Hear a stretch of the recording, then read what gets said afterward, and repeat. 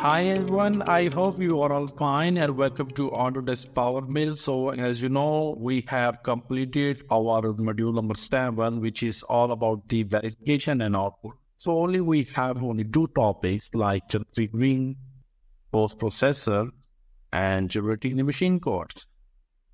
So I hope that you have the knowledge about these two topics.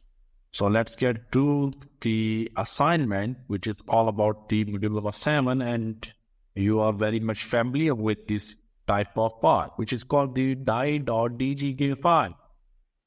And the things which you have to apply on this part or the assignment tasks are, you have to import the model, which is named as die.dgk, into the software.